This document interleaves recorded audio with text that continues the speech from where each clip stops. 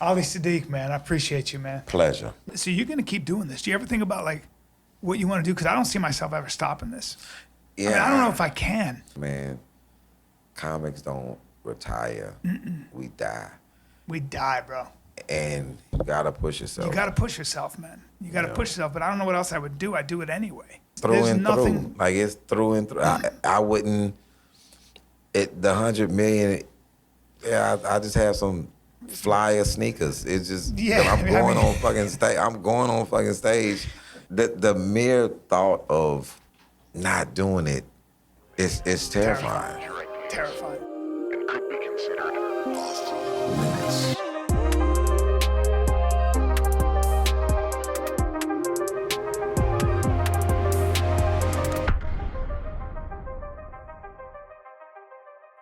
Ali Siddiq, welcome. Talking about our kids. Yeah. Yeah. Started early. Started early. Yeah. I'm glad. I never really met you, but I'm such a fan because I would watch your. I mean, you're such a great storyteller and you're known that way. But I was watching you on Instagram and you were talking, I think, about your dad, and you were telling the story and you were like, there were tears coming down your face, and I was like, this motherfucker is a true artist. Like, there's something about you, because and this I'm gonna blow some smoke up your ass, but sometimes you see somebody, and I'll watch you tell a story. I'll watch you kind of, because this is the business of original self-expression, and the way you tell a story and the way you capture an audience, to me, in this culture of vulgarity, in this culture of of this TikTok horseshit. To see someone like you, it's like a breath of fresh air. It's like you remind me of where the bar is, and that kind of inspiration to me. And it's like, it's just hard to do, especially coming from. I know a little bit about from what you've talked about your background, about spending 5 years in jail. I don't know the kind of armor you got to put on with all that stuff, the kind of persona you got to walk around with. But somehow you figured out a way to tell stories and move people. And it's just like, it's so interesting to me that in a world of vulgarity, TikTok, quick shit, you figured out a way to tell these long stories and gain an audience. Is that surprising to you? The philosophy behind it, no. I just, how people give you advice, and a lot of people, you give somebody advice and they never take your advice. You feel like you wasted your breath. But I've taken all the advice that people who I respected have told me, and I stood on that advice. DL told me years ago, he said, man, one, it's going to be a long road for you, a long road. He said, because you got kids. The way that your morals about things, you are going to stand on that. But I want you to know this. He said, the funniest you ever be in your life is based on how honest you want to be. So I just get on stage and just tell my story very honestly. Yeah. And whether I look bad in the story or whether I'm never really the hero, because I get knocked around a little bit, but it is what it is. Yeah. And so I just want to just be genuine. I've been doing it 28 years, and you go through that phase where you feel like people stealing your stuff, but they watching the news and reading the same paper you read. So you're not the only one who has this Obama joke. That's true. That's true. That's true. It's true, man. I saw it on Dateline like everybody else saw it. So it's a weird thing. And then I used to listen to young comics now, like I listen to them now, they always talk about the same thing. Well, I try to find the worst thing and try to make it funny. I was like, damn, that was the format 28 years ago when I started, trying to find the worst thing to make it funny. So if that's still the montage of how people want to do it, that's not what I want to do still, and then I'm a fan of comedy. And I remember it as just being one of that. It was one Carlin, it was one Pryor, it was one Cosby, it was one Rodney Dangerfield. Yeah. It wasn't a bunch of spin-offs of Andre, what's his name, Dice Clay. Right. It wasn't let me do my rendition of you and think that I'm being original. That I didn't come up under that. It was one Lucille Ball. Yeah, man. Now it's I'm a spinoff of this and a spin. I'm like, that's whack as hell. I always was worried about that. That's why I would never really watch other comics because I didn't want to kind of dilute what it was I was doing because I knew if I watched comics, it would influence me. You know what I mean? Like I remember watching Kevin Hart talk about his dad, and it was really good, man. Like I don't know if you ever saw that special, but he talks about his dad was a cocaine addict. Then I started thinking about my dad, and before I knew it, my whole act was about my dad because of his presence in my life. Like in your fathers are huge. If they're not there, they're even as big as if they are there. Mm-hmm. My dad traveled a lot, was always gone. But sometimes when the presence of a father is there, sometimes when he's not there, it's the same damn thing. So, but I was always afraid I was going to be derivative. Oh, I still am. I came up with this joke, and then somebody said, "Oh yeah, that's Gary Goldman's joke." I'm like, "Motherfucker, man," and it was better. I'm like, you know what I mean? Yeah. Like but like to your point, sometimes you're trying to be original, you're trying to come up with ideas. Do you find it hard, like when you've been doing it for so long, to kind of like when you shoot a special, now you got to start from scratch, right? Now you got to come up with almost a different way of thinking about things because you don't want to repeat yourself. Do you have that trouble or no? It's okay. I hate saying it because it seems crazy to most comics, but I shoot like 2 or 3 specials at the same time. Because they're stories. I just was in Detroit. I just shot 3 specials in Detroit. So I had 5 specials in the can. And I just released My Two Sons and Rugged. And we shooting again in February. I write one thing. Like the next 2 specials. You'll write a story. Yeah, I'm writing a story. Yeah. So the next one I know that I'm doing with the next 3 that I'm shooting in February is Family Vacay.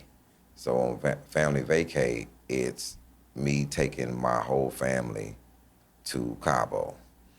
And what happens is that the Cabo, 9 kids? No, I'm taking the elders. Okay. And then some of my kids, all of them don't go. They grown, and they're I'm not going nowhere. I got shit to do. Thank God, by the way. Thank God, yeah. And what happened during that time, I was doing the set because I broke my clavicle. And how you break your clavicle? I said, I'll tell you in the special. But I was doing it when I came home. I broke it. I stayed on vacation. I came back and I went through MRI. They told me that I was going to have surgery. I blew the tendon and everything. But I still had dates that I had to do. I gave places my word. And I was Uptown. Like Uptown is this club. I never played it. And I gave him my word that I was going to come and play Uptown. It's 2 sold-out shows. He said, man, you coming? And I walk out and I'm, I don't That's even have pain too, right? I don't even have the surgery yet. It's like I had the surgery. I broke it in July. When I came, my surgery wasn't until the middle of August. So you're like a gimp. Yeah. So when I come out and I walk out, I said, I know y'all don't give a damn about what story y'all heard before. Y'all want to know what happened to your arm. So when I started, it was like an hour. And then once I start going through it and remembering all the things, so it's like an hour 30 now. And that's going to be the special because there's so many things that happened in that before I even had the surgery. And one of your specials, I think, got 10 million views, right? Something crazy on YouTube? Yeah, it's like 15 for Domino Effect, 15, 16 That's for Domino Effect crazy, 1. man. And I will accredit the launch of me. Like, when I look back, I did Comic View 3 or 4 times, did Def Jam and all of this stuff, right? But I had a special before I did this special, Bigger Than These Balls. I did a half-hour special, But the launching point was this is not happening. So how many specials you have out there? 12. I'm lazy. I quit. Yeah, 12. Now, when did you realize you could tell a story and hold people's attention? Because that's a long time to hold somebody's attention. 1994. 1994. Yeah. And were you in prison? I was locked up. I was the SSI, like a trustee on closed custody. And they didn't have a TV, and I was working over there. So They needed some entertainment. they needed some entertainment. And I would watch Martin. And I would, People forget how talented that dude was. if somebody would have filmed how intense I watched Martin, it was like, this is the only time I've ever aggressive, really. I've been aggressive with people if they bother me, but I'm in the day room and I'm like, hey, listen, y'all listen to me. Be the fuck quiet. I'm trying to get all these lines down. It was like seeing a light. You saw your future in that or something, right? No, I was doing it because they didn't have a TV, and I would go over there and I would do all the lines of Martin. Oh, so you do? Oh, wow. I'm Eddie performing. Murphy did that with Richard Pryor. He would do a Richard Pryor impersonation on the street for money when he was like 19, or like really young. Yeah, That's crazy. Yeah. That's crazy.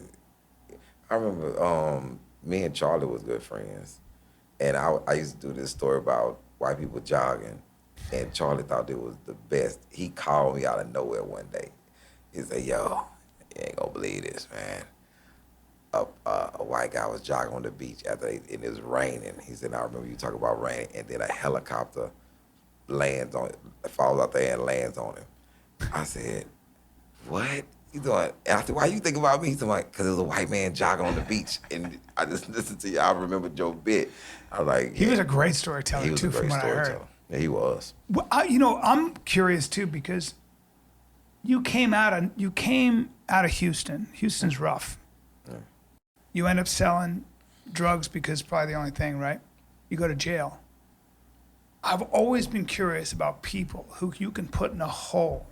There's some people, you put them, it doesn't matter what their circumstance, doesn't matter what they come from. Put them in a hole, man. They find a way out. They find a way. They will, it's not just discipline either, man. I'm sure you're very disciplined. Obviously, you're very intelligent.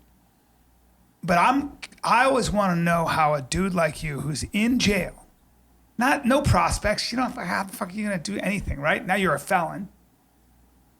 How do you talk to yourself? How do you keep that faith going? How do you talk to yourself?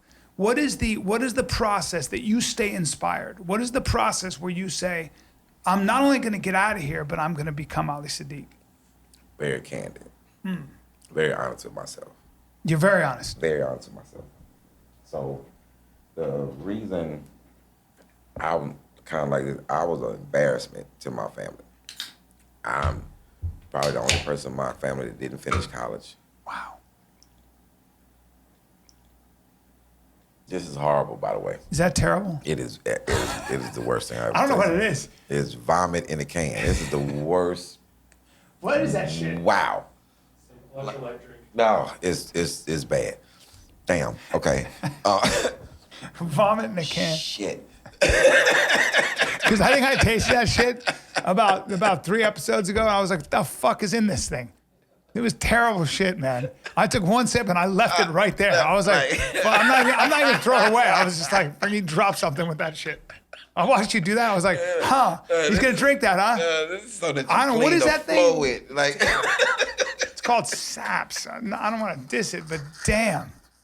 Yeah, man. What is it? Is it alcohol? Electrolytes. Fuck out of here. Pure electrolytes, obviously. Oh my God. Only electrolytes. No water in it, no dilution. It is terrible. Okay. Oh, jeez. So- Anyway, back to you. So you're really candid with yourself. Like with that drink. Yeah. So I never had to sell drugs, and that used to be the thing with me. Like when I was locked up, I was very honest. I used to be like, yo, am I like the only person here that's actually guilty? 'Cause everybody here is just fucking innocent of all crimes. Like, you talking about you didn't steal something, so you just robbed an inmate. So I know. Well, that's it. And they say about jail. Everybody in jail didn't do it. Like everybody in jail didn't do it. And that's one of the stigmas that is real. Like the Yeah. rape shit is bullshit. All the other shit is bullshit. But when it comes to I didn't do it, Yeah. I was like, no, that's fucking spot on. Because it's. yeah. I used to be like, yo, so I just want to know this. I am the only person here that actually committed my crime. Because I've never heard any of y'all talk about it was me, you know. So that was one of the things about me. Hey man, listen, if you're gonna be better, you're gonna have to be honest with yourself. And say, hey man, look, you was messing up, embarrassing your family. My mom's a history professor. Oh my God. My dad's an entrepreneur. My Uncle Bolton, I was in LA and I went to his funeral, and this is how crazy it was to me. We ride to the funeral, our whole family's there, and we get to, it's in Pasadena, where they bury all these high-ranking military people, and I'm rolling up, and I leaned over and told my aunt, I said, hey, I don't know who else is being buried here, but they have to be important. They got the flags half-staff. You see the people that's coming out getting ready to do the 21-gun salute. It's all these high-ranking officers, and my aunt says, that's for your uncle. Oh my God. And I was like, what did he do? He was in the Air Force, and he was big time. Like, my sister's a certified genius. Like, she's like a real. And there you are sitting in jail, bro. This is why I go back in my life But you about got sibling rivalries. I never had to get a bad grade because all I had to do was just walk 6 steps next door and just ask my sister, who's a genius. She was like ChatGPT. And it's like, it's crazy. So me not having enough, I wasn't manly enough at that time, and I was looking for this validation in the streets. So I ended up selling dope, and was one of the nicest drug dealers. Like, Of course you were. like it was. You're an artist. It You're was an artist. weird. I had I'd be the worst cop, by the way. heart. I'd be I always say, I'm not your cop. You tell me one story about how you had it hard as a kid, I'd be like, get the fuck out of here. You know, I'd be like, "God damn." And here's some money. I'm not the guy. Yeah, so when I'm inside, I'm literally trying to figure out what am I going to do, because I've just literally, like you say, I just made it harder for myself. Like, hey man, you're a very smart kid. You got a good family. Like, what are you doing? And it was, And you got a long sentence. yeah, I was in for 6. But you got 15. Yeah, your sentence was 15. Yeah. And there's a chance you would have had to do that all that time. And that's what I was thinking. Bro. I was thinking like, yo, I'm gonna get out when I'm 33. Oh my God. Because I went in at 19, 4 days after I turned 19. And I'm thinking, I'm gonna get out at 33. What am I gonna do at that point? So I literally, after 2 years of wilding, like I was doing the prison thing for 2 years. Like, yo, I'm What does that mean? fighting, just being aggressive. And Because you had to be? nah, really. Just one of them things that you feel like Just 19 and crazy. You know, you in a tank with a bunch of other wild folks, and they want to fight. You not turning down And no you're fight. competitive, so you're going to try to. I can box, and I done figured out 85% of these people here can't fight. Mm-hmm. So I'm like that's an easy road. And then this guy named Blackshaw, old man, pulled me to the side and said, "Hey, let me talk to you." And I'm like, "What's up?" He's like, "You know you don't belong here, right?" And I was like, "You can see it?" Damn. He's like, Damn. He say, "Man, you know you one of the only young people that I watch read the paper every day." I'm like, I said, "Man, this ain't you. Don't get caught up in this." Even in jail. Yeah, Even in jail, there's bad groups and good groups. Yeah. He's like, "Don't get caught up in this." He said, "Man, and you need to start acclimating yourself to what you're going to do when you get out, because you're going to get out, and you're not gonna come back. So you got to figure out something to do. Was he going to stay there for life? Was he a lifer? No, he got out. He was leaving. He was like, yo, I'm out. Yeah, man. I'm gonna drop these gems on you, and then I'm out. Yeah. So, and I've seen him since I've been home.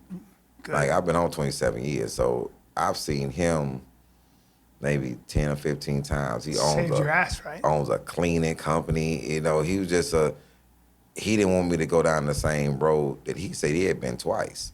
You know, but nobody ever gave him a word of advice. And so when you respect people, it's a certain thing about, I figured out you don't owe me anything. So why not pay attention to something that's good, that's better for me? Because my mindset was, hey, I'm gonna do this thing. And I was a trip. And I just think back of how many altercations I was in or willing to be in. Well, it's like a guy like a brain like yours, and now you're 19. It's like having a Ferrari with nowhere to drive. You know, your engine's revving. You know, I see it on my son. I see it in myself when I was younger. Like I had a dad who I was afraid of, you know, and literally afraid of, because there was a limit to what I knew I could get away with. But when you don't have any guidance, and you're a certain personality, you know, my joke with my son is he's got two options: comedy or crime, because he's got that misfit energy the way I did, and it's a good thing. But that shit's got to be channeled. Otherwise, you're just gonna spin out, man. And it's funny how that little one person, an older, responsible man, says one thing to you, and you're like, damn, you acknowledge how I feel inside, but that doesn't play here. And I started looking at things very different. Like, and with me changing, this was the hard part. I had to change the people around me, you know. So it's like I just can't be the only one, because I'm a get into something because everybody around me has this. They working on the old mindset. So I gotta kind of figure out a way to change your mindset for you to try to be better. Hey. So in other words, the people around you had to figure out. Yeah, my tank. Like if you was getting ready to fight. This is when I was so sarcastic when people were getting ready to fight. I was like, hey, y'all about to fight? Okay. Can I ask a question? And people, it's high tension. Like, Ali, what the fuck you want? I'm like, I can't answer a question. I want to know this. Which one of y'all are willing to lose this fight twice? What? I said, hear me out. One of y'all gonna win this fight. And then the COs are gonna come in here and beat the shit out of both of y'all. I'm just wanna know who's willing So good. to lose So twice. good. That's so good. That's so good. That right there probably saved so many people an ass whooping. It was like, and then people laughing. It's not only just they laughing, the tank laughing like, yo, Ali always on some bullshit. I'm like, no, nobody thinks it is. Like, But you know what's funny about that is, like, I remember I was this girl in she was so smart, man, and she said to me, I never forgot this. She goes, hey, I was 24 or something. She goes, hey, you got to stop. You got one idea of what masculinity is, and that idea is to be tough, to be able to fight, to be aggressive. She goes, that's not who you are, though. You're the clown, man. You make all of us laugh, and you see the good in everybody. You don't see the bad. You are in love with the world, and that's your masculinity. That's when you're the most masculine. When you got us all laughing and you're being a silly goose, that's when we're all laughing, and that's when we love you the most. All this other shit, this this jujitsu bullshit, and this, like, you know, talking, telling stories, most of them aren't true anyway, about fighting, you know, that's not you, man. And when she said that, I never forgot that. She said that, and then this Indian guru, the fuck is his name? He said, who says you got to define yourself? Don't be defining yourself along these strong lines. I'm this guy. I got lines. You're not going to cross it. No, I don't stay mad. How about that? I don't stay mad. Doesn't matter what you do. I can't hold on to it. I'm not one of those samurais who's like, I will wait 10 years. Yeah. Bro, I just don't have that shit in me, man. I'm like, come on, let's go. It's fine. It drives my wife crazy. I get in fights with her. I'll freak out. And then I'm like, hey. And she's like, I'm going to bed. And I'm not talking to you. I'm like, but I flew off the handle for a second. Calm down. You know? This is like my 4-year-old. It's crazy how I can be in the house fussing at her. She has like, I'll be fussing at her and she'll just reach up and just grab my head and just looking at me in my eyes. I was like, okay, you can have a popsicle at 12 o'clock at night. It's no problem. Did that yesterday. Did that last night. I did that last night. I gave him a popsicle at 11 o'clock. My wife was like, you're putting him to bed. I go, I got work. She goes, you don't have work. You're putting him to bed now. He's going to be wired. It was a big fight. I was like, It's like Again, I can't. What are you going to do? Say no? I'm not saying no to that. It's out. And my philosophy, I didn't want to be in there angry. And to this day, I still remember the first time I ever said something funny. Wow. In jail. In That's prison. so cool, man. I walked out. Everybody's in the day room. Is doing day room activity. Everybody with all that aggression, being manly. And I walked out. It was a Saturday. I walked out. I opened my cell. I said, "Hey, I don't know what y'all in here being mad for. Ain't nobody going home today." And I slammed my cell door. Like, he's a fucking asshole. Like, don't nobody go home on a Saturday. Like, what? Okay, man, y'all gotta acclimate yourself to what's going on. They must have loved you, man. You were like oxygen. You were oxygen. Your men need that so bad. You need the clown. Yeah. You need it. You know, that's like, I really believe we all take a role in life, you know? This sergeant, never forget this sergeant. Sergeant was like, yo, you know, man, you one of the reasons that I come to work on this block. Like, I come on this block because I know you over here. And you just say the craziest thing. And it started with me and him. It's this thing where you have to walk inside the yellow line. Yeah, everybody's inside. And he's in the hallway hollering, inside the yellow line, inside the yellow line. Keep y'all ass inside the yellow line. And I'm walking, we go in the cafeteria. And I notice nobody's outside the yellow line, and he's just hollering. So I walk outside the yellow line. And Ali, get your ass on the wall. You know, and he came up and he hit my face. Didn't you hear me say inside the yellow line? I said, Sarge, man, you don't really know when somebody's trying to help you out. What? I said, you was hollering inside the yellow line. Nobody was outside the yellow line, and I didn't want you to be hollering for no reason. And he put me on the wall, but you left me in the hallway. So it's other people that got to go eat, and I'm in the hallway, and he inside the yellow line. I'm like, inside the yellow line. And I'm just messing with everybody, and he's like, hey, man, stop bothering people. I'm like, man, you the one got me out here. What you want me to do? Like, I'm just going to just stand here. And he's like, man, go eat. And every time he would see me, he was like, what you got going on today? I'm like, nothing yet. You were his recess. You were recess. Going to that job every day, having to deal with that. Nobody can sustain that kind of aggression no matter what it is, right? Like everybody wants to laugh. And you become the goose that lays the golden egg. Yeah, when I think about it, after them first 2 years, I was really a cool dude, because this is not my life. I figured out, like, I'm here, but I'm not playing on it. You were on the outside looking in. Yeah, and it was I don't think I even had a lot of pride. I know I remember telling this story about that's why I don't take pills to this day. My back was hurting for some reason of another, and this white guy gave me this pill. He was like, yo, take this, you'll be all right. I remember it had rugby on the thing. So I broke it in half and I took it. This is like Thorazine. Oh, damn. Oh, no. Oh, my God. I am going crazy. Yeah.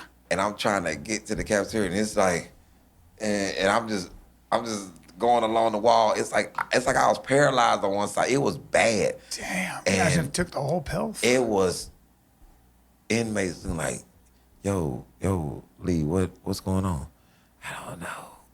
And they got me back to my cell, and I lived in on these blocks, right? So it's A, B, and C section. Then inside the section is A, B, and C pod.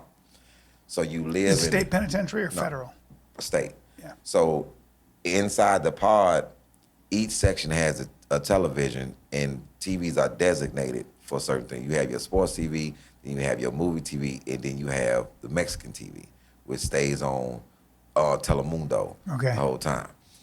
I stay in the Mexican section, and Mexicans keep coming checking on me. Yo, Holmes, they say you fucked up.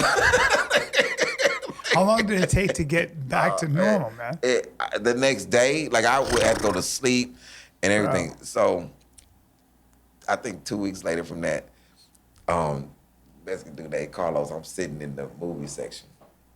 And he said, yo, Holmes, let me talk to you. I said, man, what's up? He said, yo, man, you need to come get your people. I'm like, what people?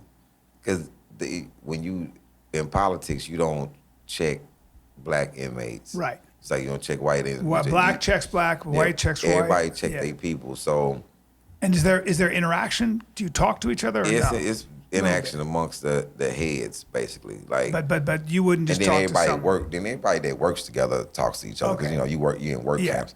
But when it's a situation, It's you got to split up. get somebody who can politic the situation. And I'm like, yo, what's going on? He said, man, you been in the section? I was like, nah, I've been over here watching a movie. He said, come over here, man. I come to the section because I stay downstairs, first floor. They are having, and I used to tell this story. I said, man, people think they progressive because they going to same-sex marriages. I was like, I did that in '94. Like 94. Yeah. And I was getting ready for a basketball tournament on the rec yard, and this guy named CC said, yo, Lee, can you stop bouncing that ball for like 10, 15 minutes? I said, for what? He said, because we trying to do a wedding over here. And I look back, it's just two black dudes getting married. No, in jail. Yeah, Gip and Solo. I'm like, Gip and Solo. I'm like, what the fuck? So I just went inside, and I get in there. I'm like, yo, can you believe that somebody on the rec yard get married, and this dude jumped up to my, that's today? I said, you fucking asshole. So they was having the reception. In jail. They was having a reception, and it's gay dudes from all over All the different prison, blocks. all different blocks, in our pod on the second floor. In 1994. And I'm like, yo, Wow. they had stole a pan of cake from the child hall, and a pan of cake is like the length of this table. I didn't get this shit out of here. I don't. They got a pan of cake, Unbelievable. and so our lights in this particular block, it's a long light where you put the long bulbs in. They have taken red paper and put it over the light so the cell look red. CC had the old radio because he'd been there since 1979. He had the old radio, so and the Mexicans are pissed because they trying to watch TV and there's a fucking gay pride parade going on in this section. So I said, hey, I'll talk to him. This is a black gay wedding. I'll talk to him. Let me handle this shit. I said, CC came out his cell. I don't know what he had wrapped around his head. He was like, He was the bottom. He was the bottom. He was like, no, CC was the minister. Like Solo and Gip getting married, and CC. And was CC gay too or no? No. Oh. And then he come out, he's like, hey man, what's up? I'm like, can you fucking stop partying for a second? He say, man, y'all gonna have to stop this shit. Mexicans trying to watch TV. He's like, tell him to give us 30 minutes. I said, That's incredible. That's incredible. Yeah, I'm Music, fucking where were the guards? nuts. It was all good. Yep, man. Guards are a piece of shits, man. Yeah. Cause so you have on the block, you have the guards that's outside, but you have one that's in the control tower. That pops the doors and everything. Yeah. Our doors stay open. Your cell doors are closed, but your pod doors are open. Man, that dude wasn't up there doing shit. It's like he didn't not doing a thing. You can't really control. It seems like How bad was the violence? Getting stabbed and stuff. That depends on where you at and who you are. Yeah. That's You didn't have to gang up or anything. You could just kind of. Nah, we was a little different. It was certain gangs. Yeah. Because you have with Latino, with Spanish gangs, you have Mexican Mafia, RU, Azteca. They broken down in like maybe 7 different type of gangs. Mexican Mafia, Texas Syndicate. Then you have the 2 white gangs, Aryan Nation, and then the Brotherhood. Then you have organized black gangs, you know. Then you have the Muslims that nobody wants to contend with. Really? Why is that? Numbers. Numbers. Numbers. And you have a Muslim name, Ali Siddiq. Yeah, I'm Muslim. Yeah. You are, yeah. And So you were kind of jumped in already with the Muslims. nah, no jumped in. You just No, I mean you were already. Yeah, in you Muslim, and that's and the numbers and what we're willing to. Nobody really wanted to deal with us, and then you have just the regular old heads, and I was considered an old head because I had been there so long. You know, 19, 20. When did you 21, find out 22. you were going to get out in 5 years? 6. 6. I got a serve-all in 1994, somewhere in 94, and this is how I learned about politics. So either 93 or 94, whatever year Ann Richards lost to George Bush, that's when I knew I was going. So this old guy was like, "Hey man, when you write home and tell your people to vote for Ann Richards, because she was the governor of Texas at the time." I said, "Why?" He said, "Because this is her last term. She can't run again. So if she wins, she's just their administration just gonna be pocketing money. They're not gonna be putting a lot of money into prisons and whatnot." He said, "But if George W. Bush wins, this is Junior. George W. Bush Jr. wins. Yeah. The first thing administration does is say they're gonna get tough. They're gonna be tough on crime." That's true. So That's true. he's schooling me about politics. Bush wins. And then they have what they call a serve-off. So you got every 6 months you go up in front of the parole board. But when they not letting anybody out, they just write you a thing and they give you a serve-all of a date that they're going to see you, and it's going to be like 2 years. Damn. It's like the parole board don't have to even do anything. It's called give you a serve-all, a set-off. Nobody's getting out. Or they give you a set-off. They'll set you off for a year and a half. They give you a serve-off for 2 years. So my date was like September in order for them to bring my file back to the table. And when I got it, and everybody knows when it's coming, when you've been there a while, because they send it to you doing mail call. Everybody doesn't get mail. When they doing, you start hearing, it's somebody who's never gotten a letter ever, you hear their name. Rick Bronson, you like, the fuck, he getting a letter? Wow. And then you see the guard there with a stack. It's a stack of them. And everybody in the block is going to get one. A serve-all. A serve-all or a set-off. Because new administration has came in. Right. So you don't know if you're gonna get pretty much in front of the parole board, or you're gonna get a date that's 2 years from now. Yeah. And then you get it, and mine was in September. And I was like, damn. And this old dude said, what's your sentence? I said, 15.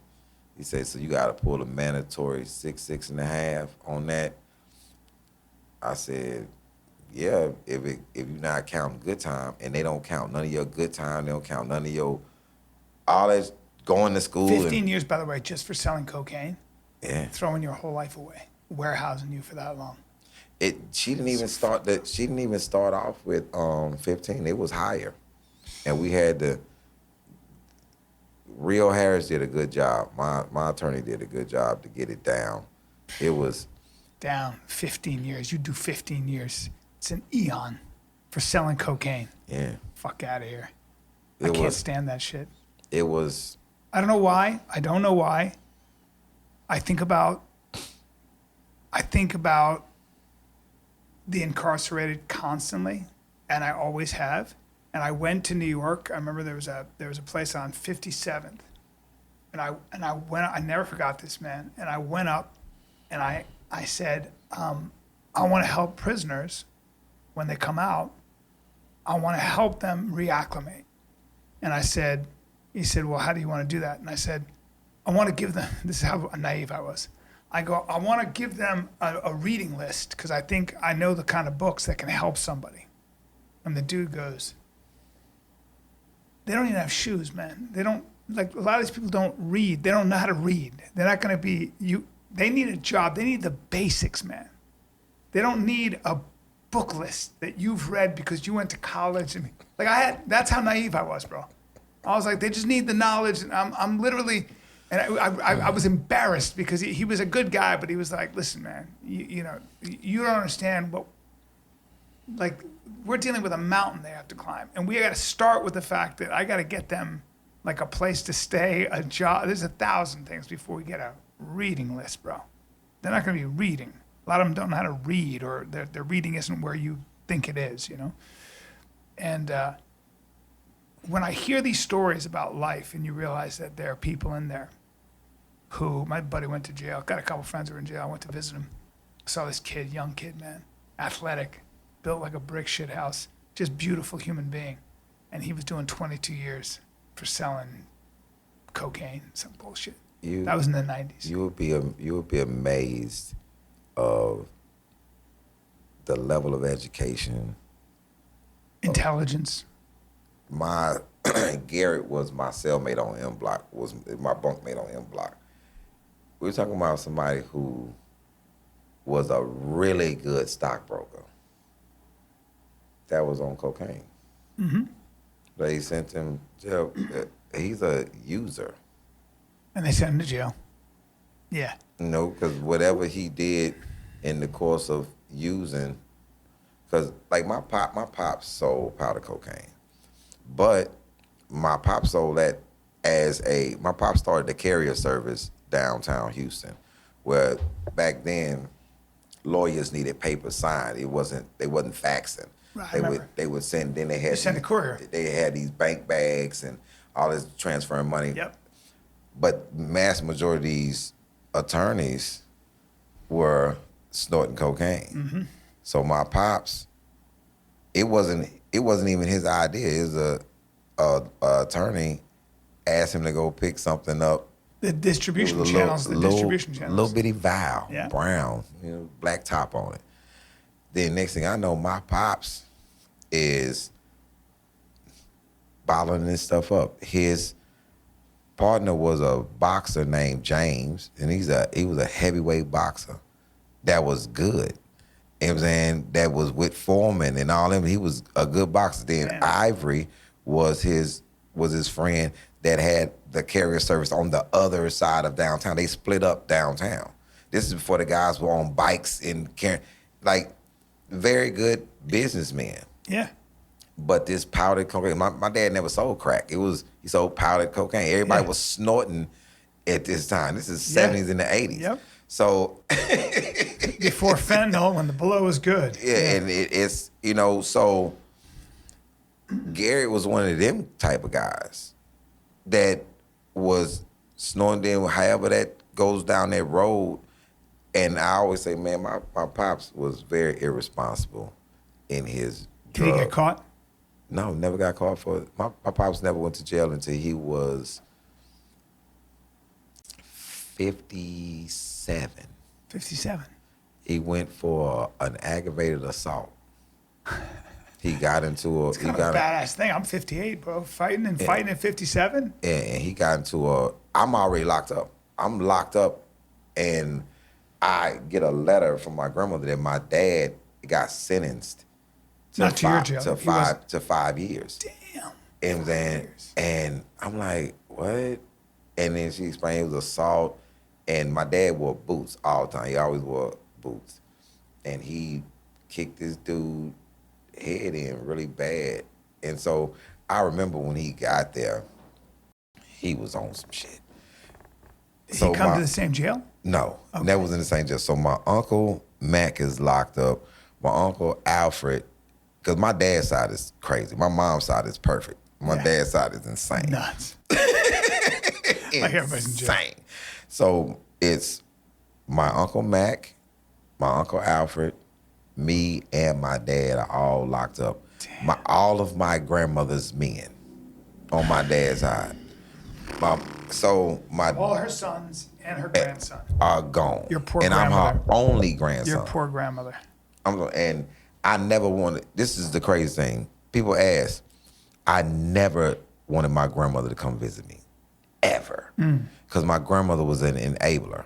Because when I was growing up, my Uncle Mac and my Uncle Alfred used to get locked up all the time. And she would always be like, they ain't do nothing. I'm like, they did something. Something's going on. Like Yeah, something. yeah. My dad was the businessman that was never in trouble, no nothing, okay?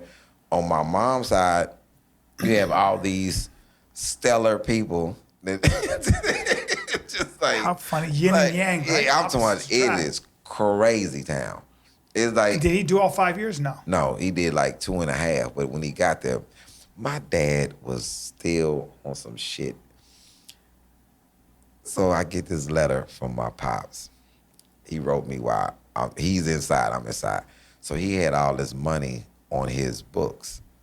So he decided he's gonna send on some, like he's the Godfather type shit. He sends my uncle money. He sends both his brothers money, and he sent me money. And he said, yeah, I can't have y'all down here doing bad. I'm like, I'm not doing bad. I have a mother that, Yeah, I got a mother, sir. that is sending me money, sir. And he's like, he had never sent me nothing before then. But now he's locked in jail up. And he doesn't want to. He's doing some, and I wrote him back. I was like, you full of shit.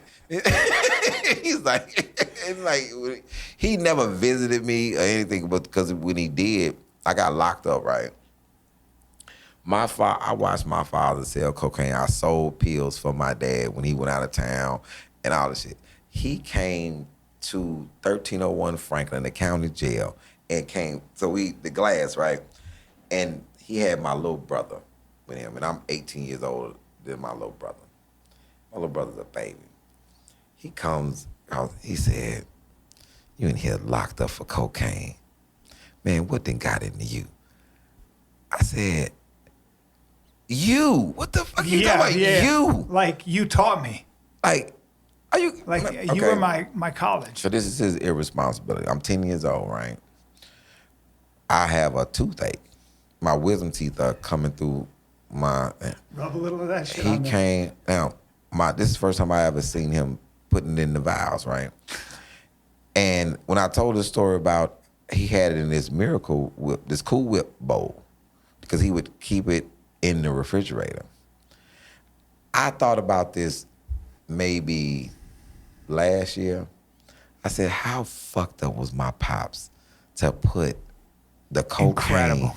in a whipped cream bowl? Like, I don't like whipped cream. Do you know how many times I thought about dipping Of course. strawberries in it? And I was like, course. but I thought it was bad because it wasn't creamy. I was like, he might want to throw that out. He would have fucking killed me if I would have threw that, because it was the whole, because it came in a big brick. Yeah. Oh man. Wow. Like, why would you put it in the whipped cream bowl? Man. And you have a child. And is your dad still around? Nah, he passed in 2018. You guys were close? Yeah. Yeah, man. He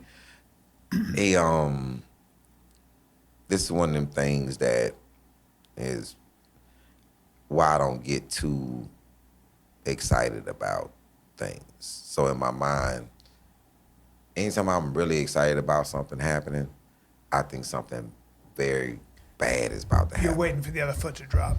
Same way. So Comedy Central, I just finished recording this special, and I fly to LA to go to Viacom and all this stuff, right? Done it. I really never answer the phone when I get off the plane. I just wait till I get to my hotel, get myself settled. But it was my dad. And as soon as I get out, he calls. I'm like, hey, what's up? And he called and he said, hey man, I'm just calling to check on my grandson's chess game. Because I've been playing chess since I was 6. So he wanted to make sure that I was teaching him. I said, man, I've been on the road. I said, as soon as I get back, I'm going to make sure that me and him play. And then he's about to get off the phone. And this is, I never really feel like no kid with my dad. I said, hey man, did you see the trailer for my special? Because my dad would go to the library and watch all of my stuff. Damn. Cool. And call and tell me about it, right? And he's like, yeah, I saw it. And then he started talking about it. And so I get off the phone. I'm like, I'm really excited about it. I come out of Viacom the next day. I remember walking on the side of the building and I said, man, my fucking life is going great. And then as soon as I finished that sentence, I said, shit. Because the gods are like, yeah, how about this? So that is February the 13th, okay?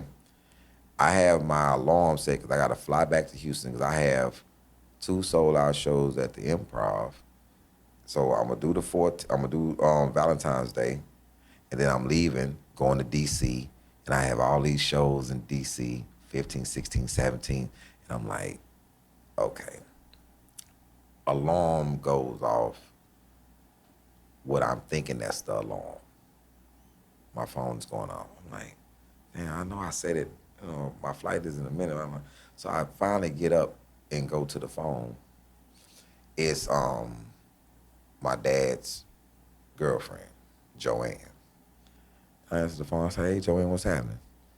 She say, "Baby, I need to tell you something."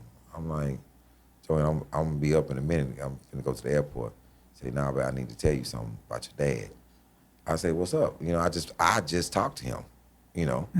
The 12th. Just talked to him on the 12th. He said, "Your dad is in the hospital." I said, "Oh shit, what's wrong?" I'm gonna come. She said, "Hey, your dad passed." What? Yeah, that's what you say. What? What are you And she talking says, "Yeah, your dad had a heart attack and passed." I said, "All right, let me call you, but let me call my sister." Call my sister. And I said, "Hey, my dad passed from a heart attack. Joanne just called me.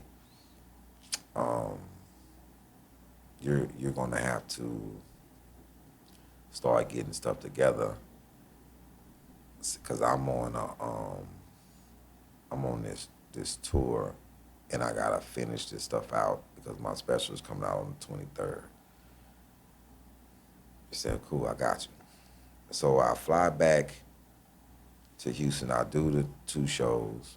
I fly to DC, and I'm doing the shows. And I remember it's the 17th, and this lady is on the side of the right side of the stage. And you've had this before. Somebody who has a disruptive laugh, like you can't get through yours because Hyena. yeah. So Yeah. And I say, "Hey, ma'am, By the way, this is after you find out your father passed. So he died on the 4th of February the 14th. So I'm just doing these shows, and the So lady, your dad had died this morning, and now this is the night time. yeah. I did the show on the 14th, the day he died in Houston. I never said anything. Did some on the 15th in DC, 16th in DC. I'm still in DC. So on the 17th, this lady with this obnoxious laugh, I say, "Ma'am, you're gonna have to kind of shorten your laugh. I know most comics won't tell you this, but I need you to shorten it so I can continue." And she says, "You don't understand." I said, I don't understand what?" I am enjoying myself, and I need this because my father died." And I said, What the? "When did your father die?" She said, 2 years ago. "And this is my relief. And on this day, my father died, and I need this." I say, "Ma'am, unfortunately, I understand your pain, but I'm gonna still need you to cut short because I'm trying to make it through this because my father died 3 days ago. And that was the first time I even told anybody that my dad had passed. And I was like, and I've done show after show after show, and I'm still processing that the one man that really wanted me to do better than him is gone. And I said, ma'am, I understand though. And so I flew home on the 18th. So what did the audience do there? It got quiet. It got quiet. And they were waiting for the joke. Yeah. And It's no joke, man. and they was like, oh shit. But luckily I was finna wrap up. So I fly home the 19th, the 20th. We have a premiere of the special on the 23rd. And then I get right in the car and drive to Louisiana to go wash my dad's body and put him in the ground. And that was, I think that people don't understand how much comics go through in the course of a career, Yeah, man. And Show must go on. And that's the whole thing, the show, because my dad wouldn't have wanted me to. Happened to me very recently, where I was like, shockingly, one of my closest friends just died of cancer, but he went septic. So he thought I didn't know he had bone cancer.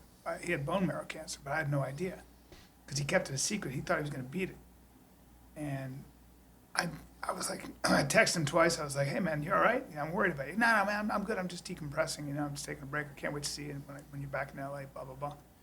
Get a call. He's gone. He went septic, died. But you got to go. You got to bring the money. You got to be funny. You may not feel funny, but that's kind of part of being a professional. Did you know Rashid in New York? A comic in New York, Rashid. I mean, when Dominique, if you know Dominique, Rashid and Mike Epps, all cool.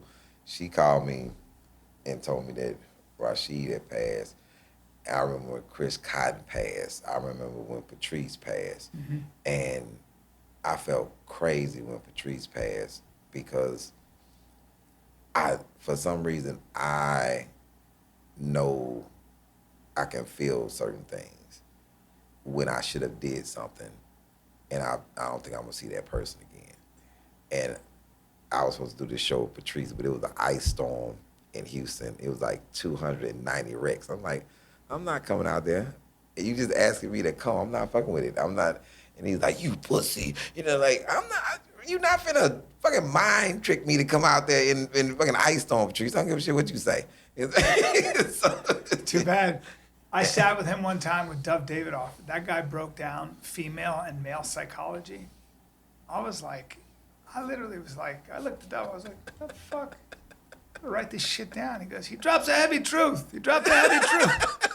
I'm like, this guy's like a genius, man. Yeah. He could just wax on for, like astonishing. You really wonder what he'd be like today. People, guys like that would put you on notice. You'd watch that shit and you'd be like, okay, I gotta get to work. Yeah. I gotta get to work, man. You're the same way though. You're the same way. Just all these stories. And so to circle back, you just were very honest with yourself in jail. Yeah. And then you get out after 6 years. And knowing that I was gonna have to start from scratch. And did you and you were 25 at the 25. time? And then you said to yourself, I'm gonna try the stand-up thing? Yeah. I started. What did you do for money? Had you saved some money? No, I did, but it was what it was being sent to me. Yeah. So I was working at a men's apparel store. Oh, it's a good time. And selling suits and slacks and whatnot, and just being. Looks great on you. The way it carries, you carry it on your shoulders really well. Until I take it out, it's a vented back, if you know that. I like the pleated thing. Are you a double-breasted guy? No? Cool. All right. Kill me. I'd rather go back to jail. How about that? I'd rather go back to jail and hang out with people. I worked at this spot called Mosa and Sunglass Hut in the mall, and I was in the kiosk, and they was right across from each other. So I'm in the mall 18 hours. Just looking at the girls. Just Who don't look at you. And How you doing? selling stuff, and it. Oh man, and That's its own prison, by the way. yeah, December, I'm in the store and I'm saying something funny like normal, and this guy was like, "Hey, I mean, you a comedian?" I said, "No, name tag, work here."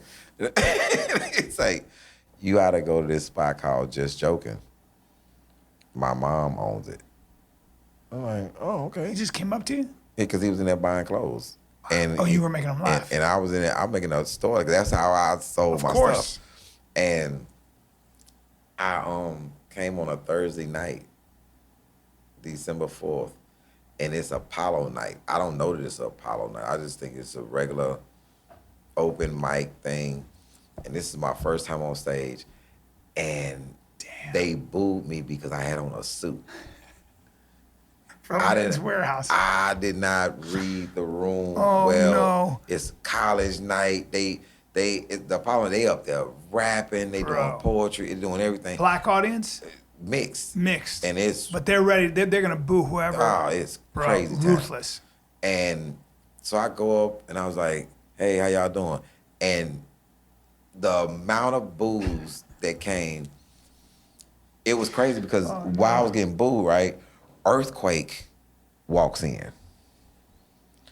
And so this is Earthquake's first time ever seeing me, and I'm getting booed. So now that's 1997. 98, I became the host of that room in February of 98, like months later. Because you figured that shit out. Yeah. So I'm doing this other room called Semper's, where it's a club and people at the bar. And so I'm hosting it, and I'm arguing with two dudes at the bar about them trying to over there look like NBA players. Like, man, just fucking enjoy the show and stop standing by the bar. And I'm arguing back and forth with them. Earthquake walks in. So I'm arguing with two people. He just saw me get booed. Now I'm arguing with two people. Then I'm at another spot, and it's a physical thing. Earthquake walks in. Okay. So 99. Trouble. So 99 is Ricky Smiley, J. Anthony Brown, D.L. Hughley, Earthquake, and I won this competition to open up For those guys. in the arena. And as I'm sitting in the back, Earthquake walks in and sees me and say, "Hey, try not to get booed tonight." And I was like, I thought I was gonna do. In my mind, I'm gonna do well. And then I saw Earthquake. I was like, oh my God, something's gonna happen. Because every time he's around, something fucking happens to me. So I go up, I do good, and Earth was like, "Dude, about time." like I said, I love those old school guys, man. Oh man, Don Herrera. First time I was at the Laugh Factory. I've been doing stand-up for a while, but you know, I don't know what the fuck I was doing. I was trying some shit. You know, it's all right. You know, eat some nice, like, let me throw some stuff off against the wall. Didn't go well, and Dom goes. Now remember, I was in college, high school, watching this dude. I'd go to the Improv. My dad in New York, and he goes, "Bruh, over here." I'm like, "Oh, hey, yeah, what's up, Dom?" You know, he goes, "You know what I like about your comedy?" I go, "What?" And he goes, "You don't really go for the laughs." You know? This motherfucker. Did you know Rodney Winfield? No. Yeah, old guy. Oh yeah, of course, yeah. So at Just Joking, great. The comedy club that I started at, he would sit on the edge of the Hilarious. Bar. He was such a character, man. Oh man, so good. You get off stage, and when you come off, you go around there, and he's right there at the edge of the bar before you go to the green room. Roasting you. Talking about getting your ass handed to you. Oh, He's standing there. As soon as you come, say, Ali, come here. Damn, you should just quit. That shit is there. Then the night that he said to me, he said, "You know, I liked your act tonight. You know what I liked about it? I did all that shit in 1974. He's like, you never got a compliment from Love that guy. Love that. And he I was the guy that he liked. Everybody Yeah. else, That's he why I really, fucked with you. he was, man, he Bob was. Saget was like that. Bob Saget cracked me up. Did you know Bob at all? No, I Bob just heard was- about him. Bob was funny as shit, man. I'd be sitting in coach, go to the bathroom. He's in first class. And he's like, I'm like, Bob. He's like, hey, Brian. I go, what are you doing? He goes, where are you sitting? I was like, I'm back there. You know, and he goes, where? I go, in 8D. And he goes, coach? And I was like, well, yeah, because I booked it late. I was like, I don't know what I said. He goes, well, then I won. Fuck out of here. He was always that dude, man. I love that stuff. So Yeah. much. Patrice, Kevin Hart was talking about, I think he was on Rogan. He said, like, he'd be doing stand-up and he'd just see Patrice. Patrice would go, yeah. While he was on stage. But you gotta, that's, all my friends would do that to each other. We'd torture each other. Yeah, It's the best. yeah, man. That's what friends do. That's what I dudes do. loved Rodney. Rodney, so I'm a huge Knicks fan, and the Knicks are playing San Antonio in the playoffs, and we're performing at the River City Comedy Club, and Rodney, I'm with Rodney, and I have the jersey on, and the Knicks just lost, and everybody's walking past me, just ripping me, and Rodney turns to me, why don't you just take the motherfucker off?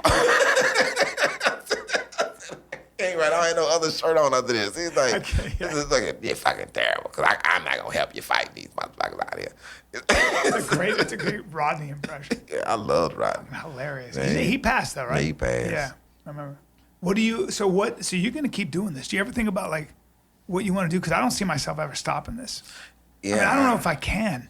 I said one night, and DL thought it was that I was ahead of my time when I said this. And this is maybe '08. I said, man, comics don't retire. We die. We die, bro. And he said, and then he gonna chime into my, and hopefully on stage. You know, like, like Well, he passed out. Remember, like, yeah, not a bad way to go. Yeah, I was doing a show when it happened, Zanies. and so I don't, sometimes you don't know who people really associate you with, but I guess they understand that I'm from that tree, and I got off stage and I have 25 missed calls from all sorts of people. Then I have a video somebody sent to my phone. And I'm so worked up. I'm calling, Because you guys are close. yeah, I'm calling everybody. And Lou finally answered the phone, and Lou said, man, he good, he dehydrated, So I talked to him the next day when he was still in the hospital, and he was concerned about, they said that he had COVID, and he couldn't get a flight. So he said, it's gonna cost me $25,000 to get a private jet to get home. Like, is that what you fucking worried about? All my head and fell out fucking thinking that you. And he's worried about getting home. He didn't care. He's fine. He's fine. I passed out. Yeah. Yeah, oh man, you don't never want to see that, No. but you know that. No. But you also know when you're on stage, that shit can happen. I performed with swine flu. Shit, But like, it's funny. It's a small fraternity. It's like the comics are, if you're a real comic, if you can go, somebody said to me, he said, he's like, there aren't a lot of people that can get up in front of any audience anywhere and make them laugh for an hour. That's a weird skill set. It's a weird way of looking at the world. And that's a fraternity that's kind of rare. There are a lot of bankers, a lot of doctors, a lot of surgeons, but there aren't a lot of people that can do that over and over again. Yeah. You get up for an hour, and hour and 10, whatever it is, not guarantee you're gonna laugh for that long. That's a weird skill set, man. Yeah. And it's like a fraternity. Like, you see somebody like that, and you can't help but love that person. You're like, I know exactly. Like, I kind of know the grind, and I know the process of constantly trying to stay original and surprise yourself with ideas. Push yourself. Gotta push yourself. You got to push yourself, man. You got to push yourself. But I don't know what else I would do. I do it anyway. And if I'm not doing it, I get, It's kind of, when I go on vacation, that first 2 weeks is kind kind of rough on me because I'm Yes. in my mind. Wednesday, I'm supposed to be packing and preparing to go somewhere. Yeah. Like I know. I just am. Like, I know. But if I give you $100 million, like I always think about this, you give me $100 million, there's a chance it would kill me. Like there's a chance I might stop doing stand-up. There's a chance I might just give way to my inner bitch and my lazy side. Maybe. And then that would last about probably 4 months before I was like, I can't, what am I going to do? Like, what am I going to do? How much, I don't know what else I would do, man, for real. I don't. If I had $100 million, I'm still. You're still doing I'm it. calling Joe like, yo, we still got dates, right? Like I'm. You know what I mean? I'm doing it, and it's just gonna be. Because nothing compares to that thing when you got a sold out room. Nothing compares to that. It just doesn't. Skiing, skydiving. Okay, bro, go do your thing. I'm not videotape it for me. I'm a comic. Yeah. You know what I mean? Like there's Through. nothing. Like it's through and through. I wouldn't. The 100 million. Yeah, I just have some flyer sneakers. It's just I'm going on fucking stage. I'm going on fucking stage. I'd have a view of the ocean, I guess. I don't know. Like, you know. now I gotta tell you about what all I'm doing with this 100 million. Like, yo, I like eating out a lot, but I mean, I don't know. After a while, I can't even drink wine. I can't sleep. I'm getting older. Yeah, it's man. The mere thought of not doing it, Terrifying. it's terrifying. Man. Terrifying. Even say if I didn't have the 100 million, was something happened to me why I couldn't do it? That's what I worry about. That's what I worry about more. Like if my voice go out, like that's. I think about that all the time because I'm a junkie. Yeah, A couple of junkies. It's like. Are you here doing the mothership this weekend? No, I just came in to do a bunch of press. I did Kill Tony yesterday. Yeah. It was fun. Yeah, I love Tony, man. And I'm in Vegas tomorrow, and then in Utah.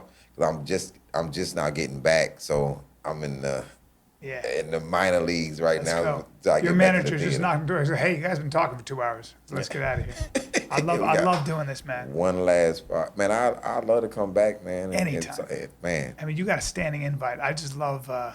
I love everything about you. I really do. I live right in Houston. Yeah. You know, and you one of those guys. I know your stuff. You know, I'm not. You know, I'm being very keeping it together. Keeping it close to the vest. Yeah. You know, I would love to do a show with you. Shit, I'd love that, man. You know, you just tell me where to be and I'll be there, man. Yeah, that would be awesome. And I really it got triggered by Ron White. I'm doing Orlando Improv, and my manager called me and said, "Hey, you have anybody open?" And I'm like, "Yeah, I got Marcus." He's like, "Ron White wants to feature for you." I said, I'm not fucking with no new comics. He was like, "No, Ron White." I was like, because in my mind, like, feature for me, like, why would Ron White? You know what I'm saying? He's so good, man. He's 70 years old. That dude, my bro. Goodness. I follow that guy at the mothership all the time. He's as good as he's ever been. He's as good as he's ever been. Man, so he comes. And he's in the same boat we are. And he's so great. He first of all, I'm like, I have opened up this whole room. I'm like, yo, Ron White's coming to the green room. No, Ron White's coming to the green room to speak, you know, and going back to his bus, his trailer he has outside with his face on it. Correct, sir. Like, correct. He has a bus apartment downstairs. Yeah. He's got his apartment on wheels. He'll be just fine. I don't need a little green room. Let me go up there and kill this room and then leave that for you. Go ahead. Yeah, and beautiful. He came and I said, you know something, I want to do this more of performing with people who I've watched as I've been in the comedy game, who I fucking loved, you know, and I liked it. And Ron was like, yo, man, you know, you great, man. I wanted to perform with you. I'm like, Ron, stop it. He said, no, I could have picked any date to come up here. And that's so cool, man. And that's such a beautiful affirmation.